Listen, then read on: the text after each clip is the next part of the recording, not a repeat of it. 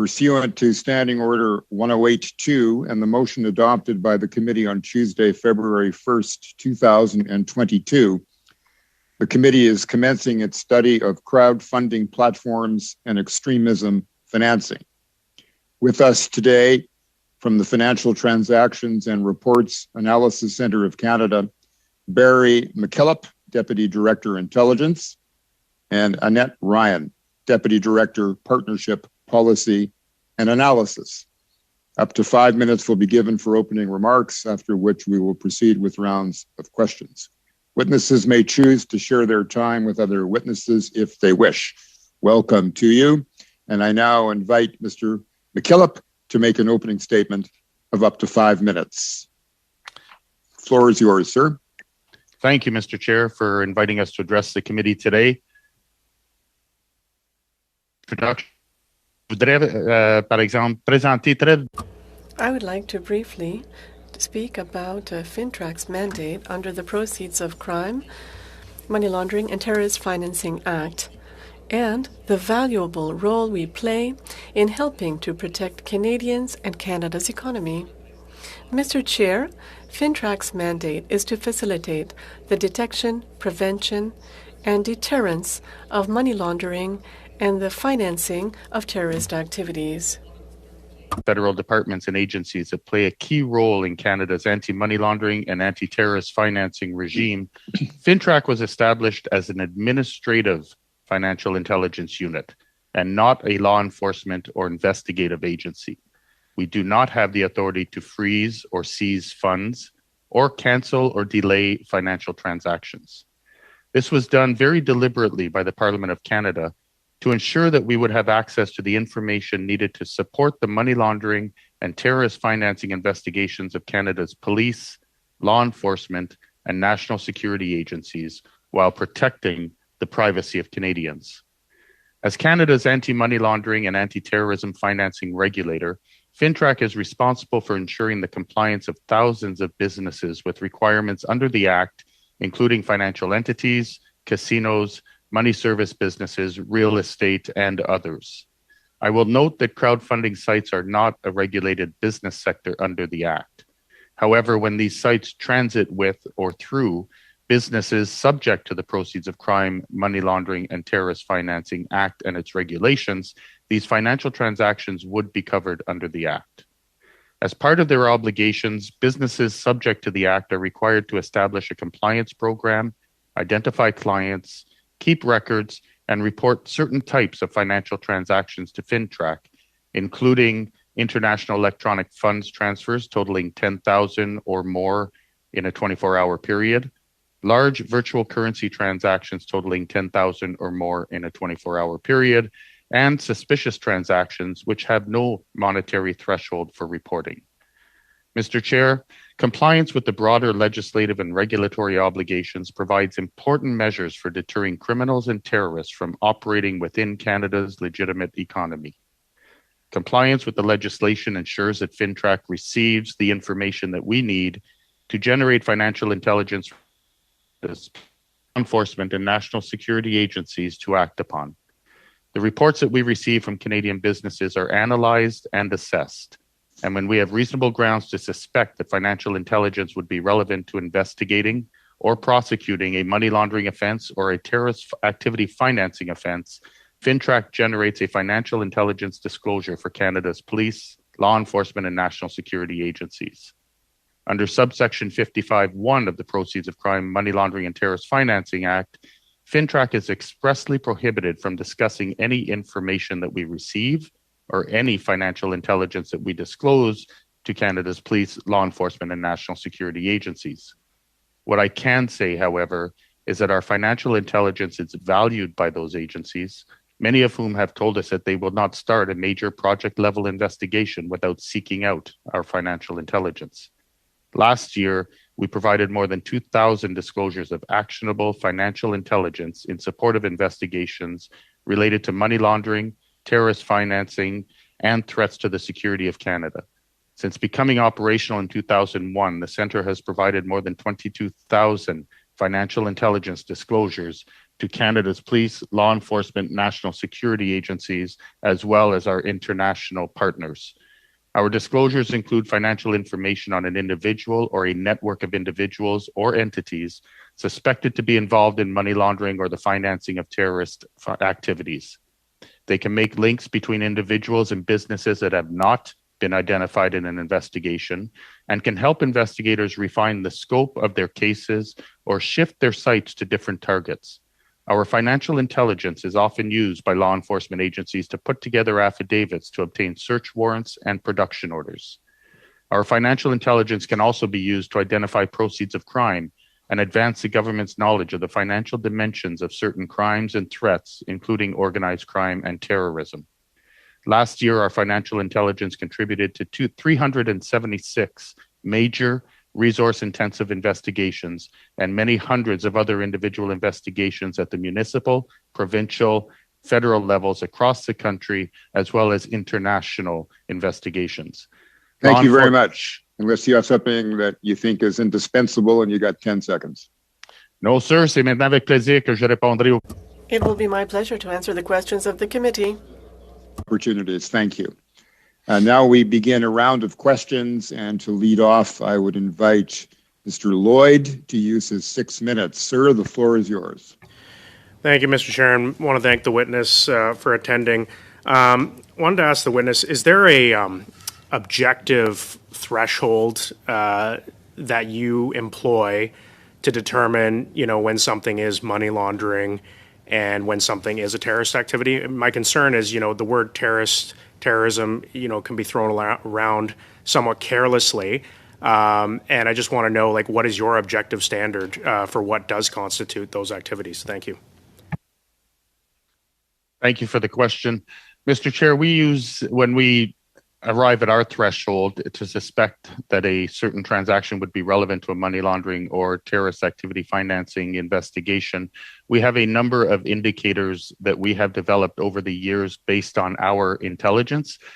We've also built on indicators that are published and are in existence through the FATF, which is the Financial Action Task Force, as well as Egmont, which is a group of financial intelligence units internationally. We also have indicators that we have developed with our domestic and international partners related to money laundering. As most of you likely know, money laundering is the result and the use of proceeds of crime. So typically a crime is committed, and we would see often transactions that are linked to predicate crimes similar to human trafficking, for example, or drug trafficking or child sexual exploitation material on the internet and the purchase of that. The commission of those predicate crimes and then the movement of money tends to be the lead and the indicator for money laundering. So we do have a number of indicators, and we identify those indicators when we do disclosures to assist law enforcement in understanding why we're giving them the intelligence that we are providing them. And what about for terrorism, Mr. McKillop? Thank you, sir. For terrorist financing as well, we have a number of indicators that we have developed.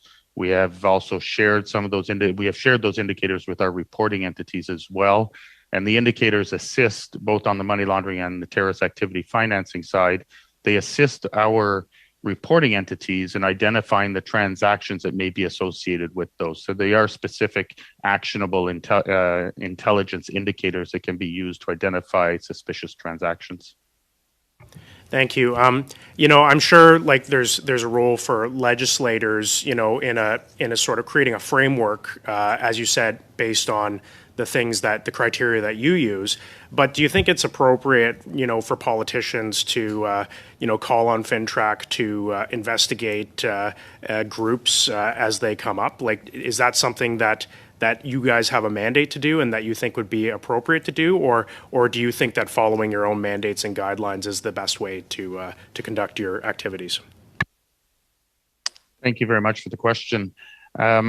Our mandate is, and we were set up very, very specifically not to be an investigative unit. And it's very important to understand that the reports that we receive from our reporting entity under the PCML TFA are warrantless reports that we receive. For example, the threshold reports of $10,000 in or out of Canada, or anything above $10,000, for example, The vast majority of those that we receive are on legitimate Canadians doing legitimate business or legitimate organizations sending money for business purposes. And we have a role in protecting the privacy of that. We are not an investigative agency. Otherwise, we would not be able to receive the reports that we receive, because we provide the intelligence to law enforcement. Law enforcement will then use that as part of their investigation to develop and obtain the evidence that they need to go forward in court. We are also set up as an independent agency, an arm's length agency from the government. It is part of the Financial Action Task Force requirements for an FIU to be independent of government, to not take direction such as suggested to investigate specific individuals or specific groups. We have our mandate. We know what we need to do. Our reporting entities are very strong partners, and their due diligence that they provide on a daily basis to monitor these transactions and to work with us to monitor the right transactions have proven to be extremely successful. The regime is set up with 13 different departments and agencies, each of which has a specific mandate, each of which work together in order to enhance and to strengthen the regime in Canada and to ensure that we have what we need to have in order to combat money laundering and terrorist activity financing. Thank you, Mr. McKillop. I only have a minute left, but would you say, like, if at some future date a government attempted to change your mandate so that government could utilize the information that you gather, would that, in your opinion, it seems that this is what your testimony is saying, would that basically make your organization ineffective at being able to do its job? And would you consider that to be an ethical change if that were to be proposed?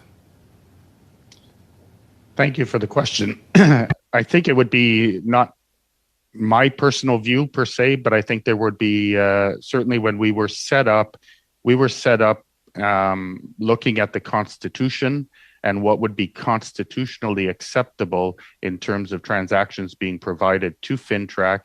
And the reason that we can get those transactions, we do not blindly provide these transactions to law enforcement. We have to meet our own threshold in terms of suspecting that it may be relevant to money laundering or terrorist activity financing in order to pass that along as an intelligence disclosure to our partners. So I believe that's good. That's good. Thank you very much. I appreciate everybody's respect of the clock. I now would invite Ms. Damoff. She has 6 minutes for questions and conversation, and the floor is yours, Ms. Damoff. Thank you so much, Chair. And Mr. McKillop and Ms. Ryan, I want to thank you for coming on such short notice and for the good work that you do at FINTRAC. My first question is, I'm wondering how crowdfunding is captured under your regime at FINTRAC.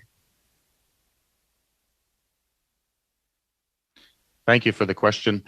Crowdfunding itself and the crowdfunding platforms themselves are not, in fact, reporting entities to FINTRAC, so they are not captured within the regime. There was mention earlier about the payment processors that, in fact, process the payments. So something like Stripe or PayPal, when they are doing MSB type activities, and some of these payment processors do have MSB, money service business activities that they participate in. When they do that, they are subject to our legislation, and they're subject to being registered as a money service business, and therefore subject to the compliance program within the PCML TFA. Crowdfunding, however, is not. Okay, great. Thank you. And then when you're dealing with entities like GoFundMe or GiveSendGo or anyone who's accepting money that's in another country, whether it's the United States or other countries, how do you have information sharing, and how does that work with other countries? Because obviously you're not monitoring financial transactions. You're only monitoring financial transactions in Canada, right? Well, to clarify, thank you. We don't actually monitor the transactions. It's our reporting entities that monitor the transactions. And crowdfunding platforms themselves are not covered in the US, for example, under FinCEN. Crowdfunding platforms are not covered. However, anybody that's donating to a GoFundMe page, for example, they would donate through a payment processor, which means they would identify themselves. They would need a credit card. They would need to fill in their personal information so that the donation itself may be validated that the funds exist, and then the funds would be transferred to GoFundMe. When GoFundMe is dispersing the money to the particular cause, if they are using a Canadian bank account, that disbursement will go through the Canadian bank account. If our Canadian bank, for example, deemed that disbursement to be suspicious or relevant to money laundering or terrorist financing or IMV activity, they would in fact report suspicious transactions to us. So we don't monitor what GoFundMe may have, but when the disbursement is made through a Canadian bank in the case of Canadian donation pages that have been established. And when a donation page is established, the organizer of that page must also identify themselves, the purpose for the cause, the purpose and the way in which the funding would be dispersed once it's I guess raised. the part though, is there information sharing between the United States and Canada? So your equivalent in the United States, do you have information sharing between? In fact, thank you very much for the question. We do, in fact, have 103 or 100 MOUs with international financial intelligence units. So if FinCEN were to receive a SAR, which is a suspicious activity report, which is the equivalency or report, and there's always possibilities for voluntary information records or voluntary submissions of suspicion to FinCEN or to FinTrack, we would, in fact, and FinCEN would share that intelligence with us. We would then seek permission to further share that information if it met our threshold to our law enforcement or national security agencies, depending on the event. And in fact, we have done, FinCEN is our largest partner for the sharing of financial intelligence back and forth, either spontaneously or as a result of a request for information. So it can be done both ways. Thank you. Probably is my last question. I'll see how much time. Do you that you need to be able to do meaningful compliance? I'm not trying to plug good work that you do, but I'm sure it gets busier for you and more complicated, and people get. There's a lot of nuances in the work that you do. So I'm just wondering if you have the resources that you need, or if you could do with more. Thank you very much for the question. As a civil servant, I think anybody would always say, oh, just give us more. But I think the key really to effective compliance is the partnerships that we have developed with our reporting entities. Our reporting entities really do take their role seriously. They see themselves, and they are the front line of money laundering and terrorist financing in Canada. They are the ones that we rely on and the police rely on in terms of investigations and the use of financial intelligence. We continue to modernize our compliance program. We continue to look at a risk-based approach in terms of compliance and our approach to compliance, so that we spend and we use our resources to the most and the best effect that we can to address the highest risk areas and to ensure the compliance with those risk areas. And a lot of the compliance also goes to the education that's provided either through our strategic intelligence, our significant outreach, our significant training, because the better the reporting entities are at understanding what the indicators are and how to report, the better reports we get. Thank you very much. Thank you. Ms. Michaud, it's your turn. You have 6 minutes and the floor is yours. Merci, Monsieur le Président. Thank you, Mr. Chair. Thank you for your statement.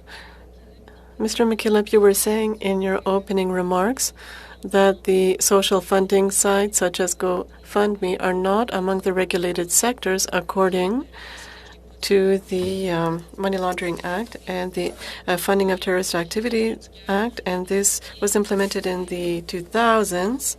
GoFundMe, for example, was created in 2010. Do you think that the current state of law is not adapted to the new reality of the internet and the virtual reality that we're faced with, and that legislative changes are required to make sure that social financing businesses such as GoFundMe be subject to the Act. Answer: thank you. Inaudible. We're always looking at what we can do to improve. Are there other sectors that should be covered or not covered? But when you think about this, it's really a balance that needs to be struck between the desire to have the most amount of intel possible. Of course, the Deputy Director of Intelligence, I would like to have as much information as possible, but there's a balance that needs to be struck between what is reported to FINTRAC and the private lives and the respect of individuals' privacy and the use of their funding, etc. So there's always a balance that needs to be struck. So we're always looking at sectors that could improve our current regime. I don't necessarily think that we can add sectors because they're being used in a certain way. It depends. It depends if it's a sector that's at risk for terrorist activities or money laundering, and what will happen if they become entities like this. Pages such as GoFundMe, for example, are set up in the U.S., not in Canada, and they're not subject to our Act and vice versa. So it doesn't mean that we shouldn't do the necessary study to see if there is a way to improve our own regime and to improve the coverage or the use of other sources. We did the same thing with virtual currency or cryptocurrency. This was not covered, and now it is. And they report to us, and we receive reports with regards to cryptocurrency. So we're always trying to improve our system. Thank you. You were talking about having as much intelligence and information as possible. This type of organization is not necessarily subject to the Act. We understand that they themselves have to be of goodwill to send you the information if you're investigating, regardless of the platform or the business. If you see that there's a huge amount of money that's being gathered in a small amount of time, if you see organizations that are affiliated to the extreme right, and that can do this, does this raise any red flags? Do you look at it? Or if there's no information sent to you, you don't necessarily look at it? How does it work? Answer? Well, we always look at what's happening, and our reporting entities, well, as I was saying, there's an intersection between the financial system. So there has to be a bank account used, or there has to be a bank used to share the money that is collected. Our reporting entities do a lot of research in the media. They look at the media each and every day. They know who's involved. They know who the organizers are. They know what's happening in the world. They always check to see if there are people who are known bad actors, let us say. If they're involved, this is always looked at, and they try to submit the information to us. And so there's always a link with the financial system, and this is where we receive reports. We will receive reports if there's a link with funding of terrorism or money laundering. So right now, of course, we're looking at the money that was amassed for the convoy that's now become a siege here in Ottawa in front of the Parliament. So we have this in mind, but looking at other files that you've worked with is the anonymous character of donations, something that, well, according to you, does this open the door to criminal activity or to money laundering when you see all these anonymous donations that are being made? Thank you for the question. The question of anonymity, well, this is a gray zone because the donations are not really anonymous. To make a donation, people have to use a credit card. They have to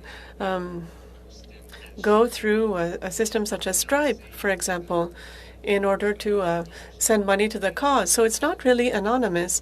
What we see publicly is anonymous. We don't see the name of the donor. It appears as anonymous. It's as if during our funding campaign I was to make a donation and I was asked, well, do you want your name to appear? If I say no, it's going to say anonymous, but it's not really anonymous. And the company, such as Stripe or GoFundMe, they know exactly who this is. GoFundMe decided to close the page and to refund the donors. This leads me to believe that they do have all the necessary information on the credit cards and the individuals allowing for refunds. So donations are not truly. Fascinating point, and maybe a good one to end this particular exchange. Now we'll go to Mr. McGregor, who will have 6 minutes in questions, and the floor is now yours. Mr. McGregor, take it away. Thank you so much, Chair. The special bulletin that FINTRAC produced on IMVE stated that IMVE threat actors have raised funds through crowdfunding and through accepting donations. And, our Canadian Security Intelligence Service has divided it roughly into four categories. That's xenophobic violence, anti-authoritarian violence, gender-driven violence, and other grievance-driven violence. And of course, our criminal code has a definition of terrorism, which is, an act committed in whole or in part for a political, religious, or ideological purpose, objective, or cause, with the intention of intimidating the public. And the activities recognized as criminal within this context, they can include significant property damage and interference or disruption of essential services, facilities, or systems, which I think any casual observer looking at Ottawa right now could probably make a link. I guess what I'm trying to dig into here is the relationship between the payment service providers like, for example, Stripe and PayPal, the crowdfunding organization, and then the financial entity to which the funds are eventually distributed to. For example, do the payment service providers, do they have information when they're receiving donations? Do they understand or do they, why the donations are coming in? Do they understand for what purpose they're coming in? Does the crowdfunding site have that link with the service provider? That's a little outside of my lane, but thank you very much for the question. I'm not an expert on the service provision or the service provider or GoFundMe, but my understanding is that the page is set up for a particular cause. People use, when they want to donate, it's a behind the scenes service that's provided. So Stripe, for example, would have the identity of the person that is making the donation. They would have their credit card. They would have all their identification in order to validate that the funds exist and transfer to the particular page. So they would know that it's going to a particular page. My understanding as well is that both Stripe and PayPal, GoFundMe, GiveSendGo, they all have terms of service which they clearly identify that they will not support anything that is related to money laundering, criminal activity, or terrorist financing. Many of these, I would assume, given that they exist in Stripe, for example, in 1 million different companies and hundreds of countries, that they do as well have their own internal compliance program, their own internal media watch program, that they are very socially responsible when it comes to identifying where that money may be going, and I would think not want to process money that were going to a cause that was identified as an illegal cause, for example. But yeah, that was sort of the essence of my question. I mean, because the financial service company like PayPal, they are required to report to you. But would they understand or would they be able to generate their own intelligence that we know this money was going to a particular crowdfunding site for this cause? Would they be able to generate that intelligence if they thought it was suspicious? They would, and PayPal and Stripe could, as registered MSBs, they would and could submit reports to us with respect to that. Ms. Ryan, did you have something to add? Yeah, I'd like to. I'd like to just point out that the special bulletin that you refer to was produced explicitly by FinTrack to inform the reporting entities what to look for. Mm-hmm. And we work closely, as my colleague Barry said, with international partners to keep track of emerging trends so that we can feed that back to our private sector partners so that, they know what to look for. And, I would say that the fact that we're able to follow those trends and then feed them back to partners, as you see in the report, shows that there is essentially line of sight to the crowdfunding sector through the PSBs that are reporting to us, through the MSBs that do report to us based on their ability to follow the transactions back to individuals.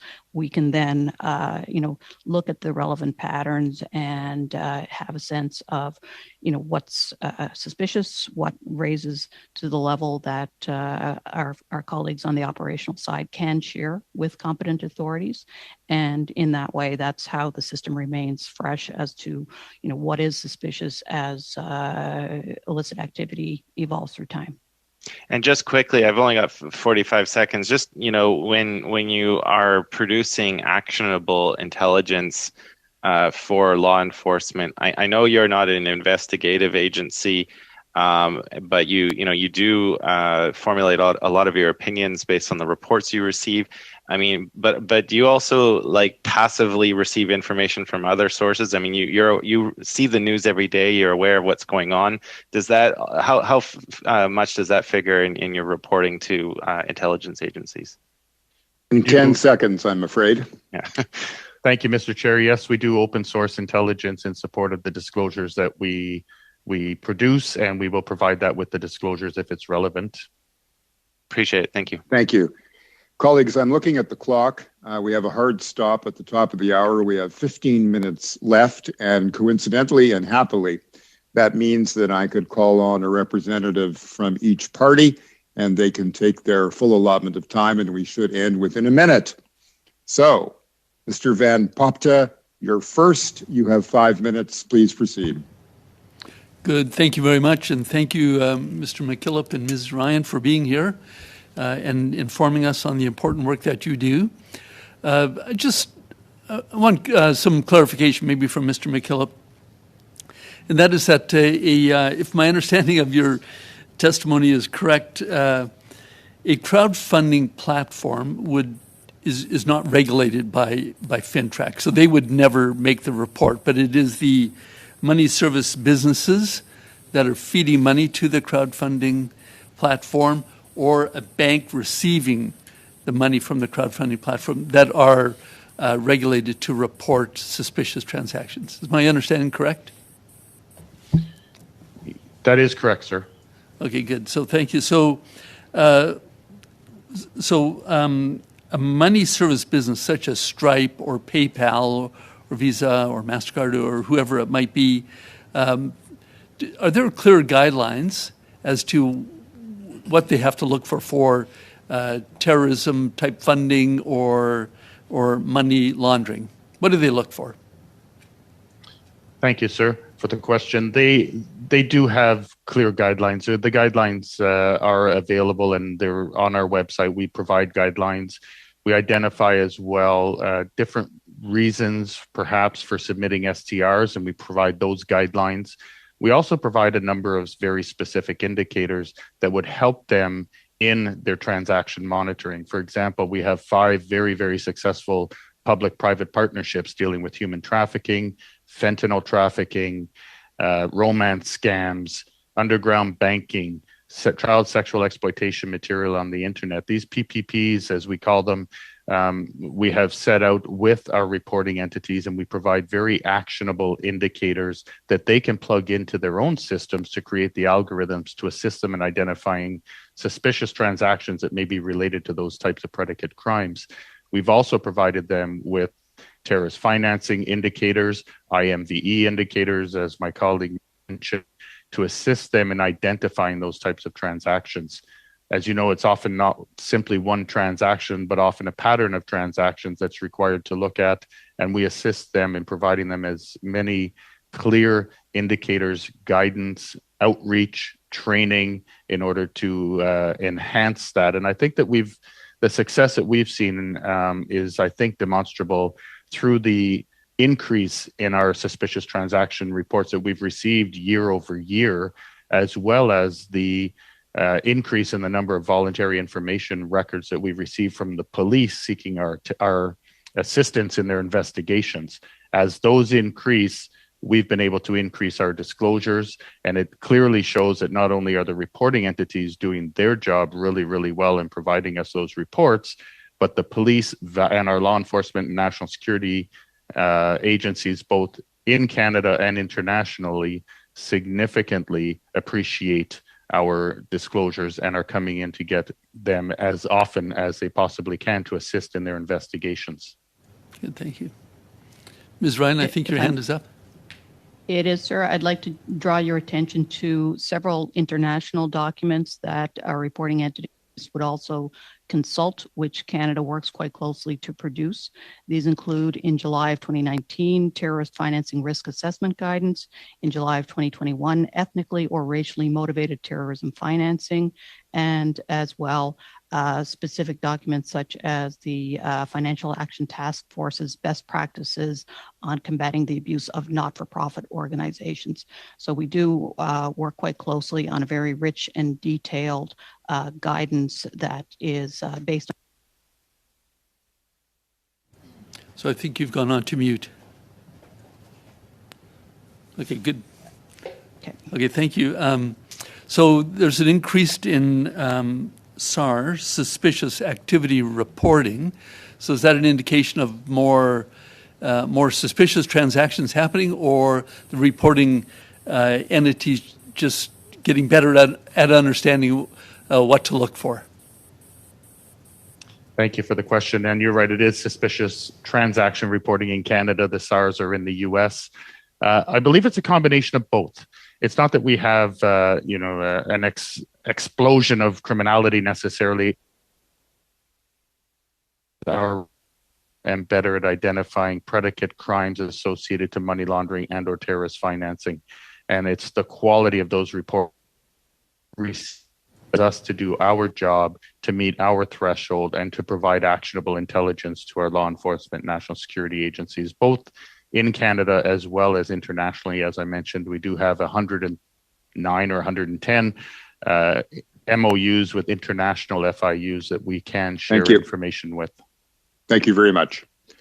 And now I'll turn the floor over to Mr. Noor Mohammed. Sir, you have 5 minutes to question. Go ahead. Thanks very much, Mr. Chair, and thank you, Mr. McKillop and Ms. Ryan, for joining us. Mr. McKillop, I guess a question for you to start with. You know, we've seen over the course of the last little while a lot of interest from the United States in the funding situation related to GoFundMe and the blockade of Ottawa. You've seen some fairly unsavory characters in the U.S. like Marjorie Taylor Greene weighing in on this. How concerned should Canadians be about foreign funding or foreign funds coming into Canada and spurring on ideologically motivated violent extremism? Thank you for the question, Mr. Chair. What's happening in Ottawa has not been, to my knowledge, identified as ideologically motivated violent extremism. We might come into Canada to support ideologically motivated violent extremism, and the United States would be extremely concerned about money leaving the States or funding such extremist actions.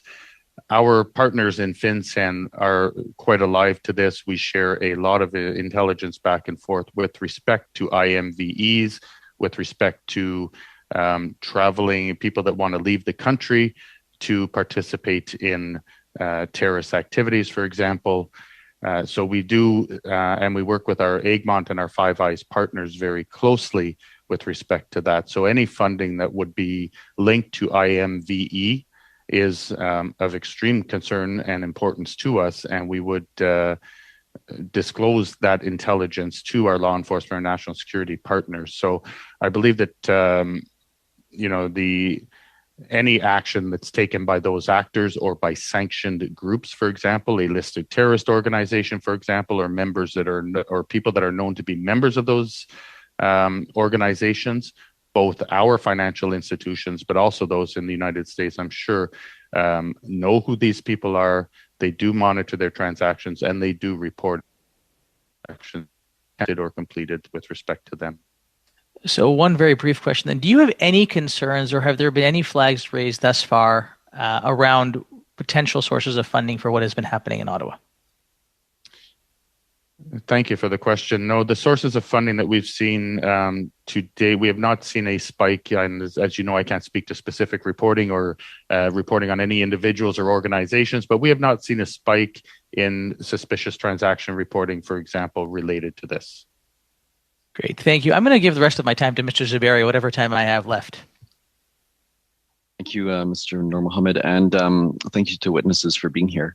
I just want to ask, zoom out a bit and ask a question related to individuals who might find that their transactions are frozen, international transactions. And these are law-abiding citizens, Canadians, who have no problems at all with the law and are upright citizens. Do they have any recourse when let's say that they're sending money to a family member? Is there any recourse for them to untangle themselves and they believe it's a false positive and that's why their money has been intercepted? Can you inform us about that? Thank you, sir, for the question. That would not be certainly a role that FINTRAC plays. As I mentioned, we can neither investigate, nor can we seize, nor can we freeze funds, nor do we ask any financial institution to delay a financial transaction. The recourse would be with their own financial institution if in fact their funds were put on hold or were frozen. We have seen that happen.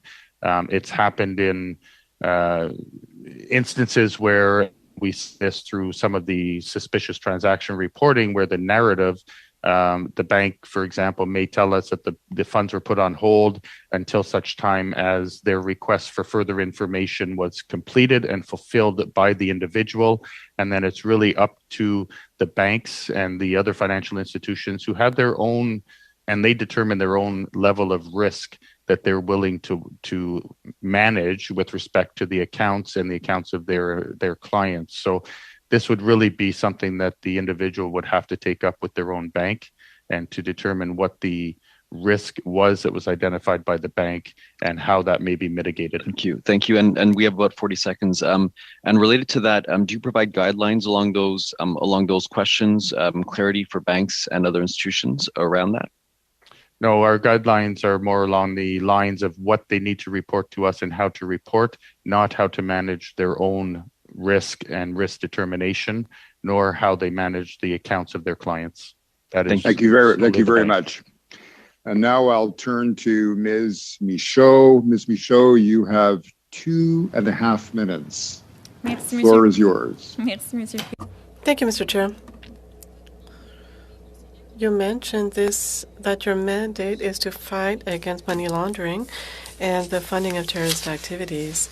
When there are social funding platforms or businesses that are not subject to the Act on the proceeds of crime or the funding of terrorist activities, do you think that this poses problems in Canada's ability to detect and prevent not only money laundering and the funding of terrorist activities, but also foreign interference, given that some platforms or businesses can be based in other countries and money can come from foreign countries as well? Thank you for the question. As I was saying, what we're going through right now is a unique event. We've never seen the use of these platforms as being a place that could be used to facilitate money laundering or funding of terrorism. There is always a risk, but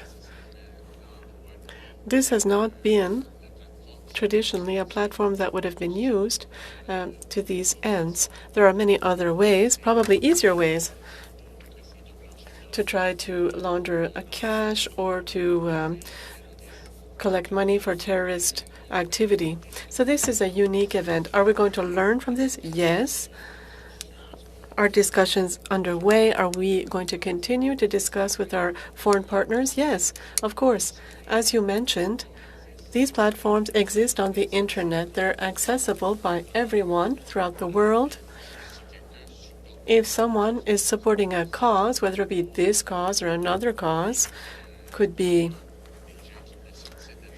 helping people who wanted to leave Afghanistan. I would imagine that there were some GoFundMe for that. People from anywhere in the world can support this type of cause by making donations. So I would say that I can't give a percentage, but these social media platforms were useful for collecting money to help people in need throughout the world. So we really have to find a balance between what could be imposed as a burden and the intelligence that could be received.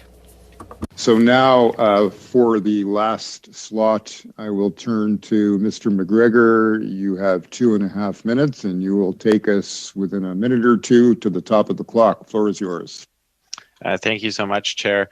In April of last year, there was a data breach from the Christian crowdfunding site Give, Send, Go. That data breach revealed that there were millions of dollars that had been raised by groups banned from raising funds on other platforms. So they had been banned because of episodes of hate speech and violence that had been used on the platform. Some of the biggest beneficiaries of that had been groups like the Proud Boys, which are a designated terrorist entity. So we only learned of this because of a data breach. I'm just wondering, we as policymakers have to anticipate the new landscape that's before us.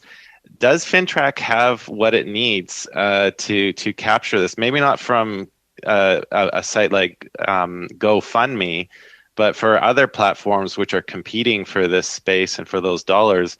Are there gaps that we need to plug as policymakers so that these things can be caught before they end up being just a data breach? Thank you for your question. Mr. Chair, I think it's always good to ask the question and to do an in-depth study once you're out of a crisis to determine whether or not there are policy gaps that could be looked at and what is the best way to address those. From my perspective right now, in the situation that you mentioned, I've read about the data breach as well. The intersection with the crowdfunding platforms and our financial institutions is a must in order to disperse the money. And if the money were going through a Canadian bank, for example, and directed to the Proud Boys, they're a listed terrorist organization. That money would be stopped by the bank, and we would also get the STR. They cannot, if there's a listed terrorist organization, facilitate the transfer of that money. So it is really the intersection with our banks, and our banks are well aware of those organizations and the individuals associated with those organizations. They know who they are. They have their sanctions list. They do their monitoring, and they do their reporting, and they do it well. So from my perspective, we have that intersection, and raising is likely not helpful to those organizations, but we would get the reporting, or the funding would be stopped by the banks when it comes to those types of organizations trying to receive money. Thank you. Thank you very much. And I want to, on behalf of the committee, thank the witnesses for very important and thoughtful testimony this morning.